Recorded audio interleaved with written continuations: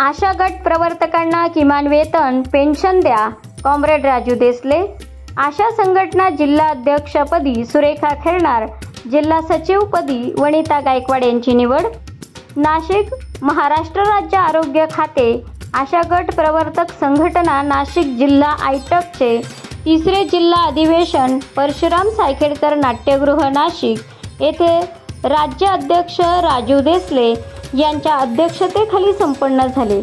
विचारमंचावर आयटक जिल्हा अध्यक्ष कॉम्रेड व्ही.डी. धनवटे यांनी उद्घाटन केले।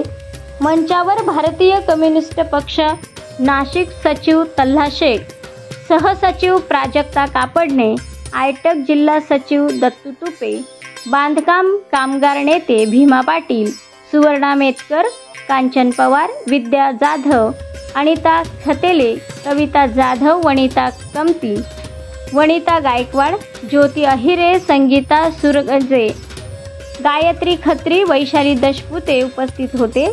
महात्मा फुले व सावित्रीबाई फुले यांच्या प्रतिमेला पुष्पहार अर्पण करून अधिवेशनाला सुरुवात करण्यात आली।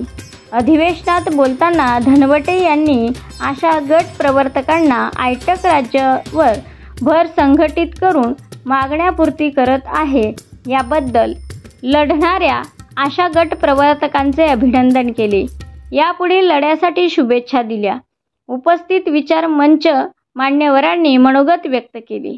अध्यक्षीय भाषणात राज्य अध्यक्ष कॉम्रेड राजू देसले यांनी आशा गट प्रवर्तक लढ्याचा आढावा घेतला। आशा गट प्रवर्तकांना केंद्र सरकारने मोबदला वाढ 5 वर्षांपासून केली नाही, त्या विरोधात लढा द्यावा लागेल। आशा गट प्रवर्तकांना किमान वेतन मिळाले नाही, पेन्शन लागू केली पाहिजे। गट प्रवर्तकांना त्वरित कंत्राटी कर्मचारी दर्जा द्यावा, यासाठी लढा तीव्र करण्याचा इशारा दिला। आशा गट प्रवर्तक थकीत मानधन त्वरित द्यावे। महाराष्ट्र राज्य आरोग्य खाते आशा गट प्रवर्तक संघटनाचे तिसरे राज्य अधिवेशन गोंदिया 27 व 28 एप्रिल रोजी गोंदिया येथे आयोजित केले आहे।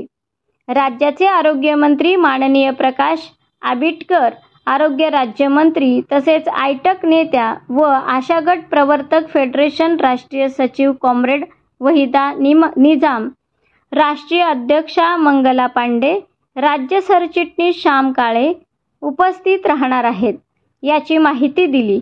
आशा गट प्रवर्तक संघटना नाशिक जिल्हा आयटक बळकट करून तीव्र लढा उभारू असा इशारा दिला। आशा वर्करचे घरचे लोक जे आहेत ती बांधकाम कामगारचे काम देखील करतात। बऱ्याच साऱ्या आशाताई मला खेड्यांवरती जेव्हा भेटतात की त्यातले त्यांचे घरचे लोक देखील हे बांधकाम कामगार म्हणून काम करताना दिसून आलेले आहेत। आणि सावित्रीबाई फुलेंचा चित्रपट प्रदर्शित झालाच पाहिजे। पुणे विद्यापीठाच्या उपकेंद्राला सावित्रीबाई फुलेंचं नावच दिलं पाहिजे। आयटक जिंदाबाद, आयटक जिंदाबाद, आयटक आशा प्रवर्तक एकजूट जिंदाबाद, लाल बावटा जिंदाबाद, लाल बावटा जिंदाबाद, आशा गट प्रवर्तक एकजुटीचा विजय असो, आशा गट प्रवर्तक एकजुटीचा विजय असो, आयटक जिंदाबाद। आज आयटकच्या आशा गट प्रवर्तक संघटना नाशिक जिल्ह्याचं अधिवेशन या ठिकाणी संपन्न झालं। या अधिवेशनामध्ये 21 ठराव आम्ही मंजूर करून अधिवेशनामध्ये आशा गट प्रवर्तकांच्या प्रश्नावर चर्चा झाली।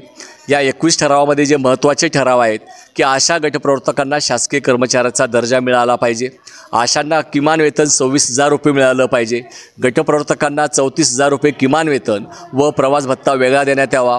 त्याचप्रमाणे कंत्राटी कर्मचाऱ्याचा जो प्रस्ताव दिल्लीला गेलेला आहे तो दिल्लीच्या सरकारने केंद्र सरकारने त्वरित मंजूर करावा। त्याचबरोबर आशाताईंना 10 लाख रुपये अपघाती मृत्यू झाल्यावरती मिळतात, परंतु आमची मागणी आहे की नैसर्गिक मृत्यू जरी आशा गटप्रवर्तकांचा झाला तरी त्यांच्या कुटुंबियांना 10 लाख रुपयाचं अनुदान मिळालं पाहिजे, ही आग्रहाची मागणी या ठिकाणी करत आहोत।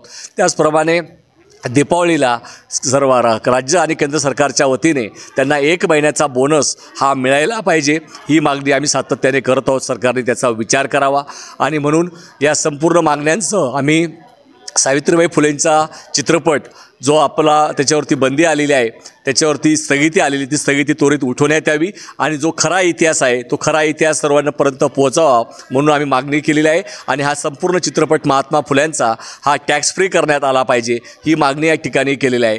जे मंत्री महोदय जात आणि धर्माच्या प्रश्नावर बोलतात, जातीवाचक बोलतात, अशा मंत्र्यांना त्या पदावरून काढण्यात आलं पाहिजे ही मागणी आम्ही ह्या अधिवेशनामध्ये केलेली आहे. जनसुरक्षा कायदा जो महाराष्ट्रामध्ये येतोय तो संपूर्ण लोकशाही विरोधी आहे. संघटनेला कामकाज करता येत नाही, करता येऊ शकणार नाही, पण जनविरोधी कायदा हा रद्द करण्यात आला पाहिजे. तो विधेयक नामंजूर करावं ही मागणी आम्ही करत आहोत. आणि त्याचप्रमाणे केंद्र सरकारने जे 4 श्रमसंहिता केलेल्या आहेत आणि किमान वेतन सर्व आशा गटप्रवर्तकांचे सर्वांना मिळालं पाहिजे. यासाठी 20 मेला संपूर्ण महाराष्ट्र देशामध्ये सर्व केंद्रीय कामगार संघटनांनी, आयटकसह सर्व कामगार संघटनांनी 1 दिवसाचा संप पुकारलेला आहे. हा संप यशस्वी करण्याचा निर्धार आजच्या या अधिवेशनामध्ये आम्ही केलेला आहे. महाराष्ट्र राज्याचं 3रं राज्याचं अधिवेशन हे गोंदियामध्ये 27 आणि 28 एप्रिल रोजी 2025 रोजी होतं आहे. या अधिवेशनाला राज्याचे आरोग्यमंत्री प्रकाश आंबेडकर साहेब, त्याचप्रमाणे आरोग्य राज्यमंत्री तेही उपस्थित राहणार आहेत. आयटकच्या नेत्या आणि आशा गटप्रवर्तक संघटनेच्या राष्ट्रीय महासचिव असलेल्या कॉम्रेड वैदा निजाम ह्या त्या ठिकाणी येणार आहेत. आणि म्हणून या अधिवेशनामध्ये सुद्धा राज्याच्या संपूर्ण महाराष्ट्रातील आशा गटप्रवर्तकांच्या प्रश्नावर चर्चा होणार आहे.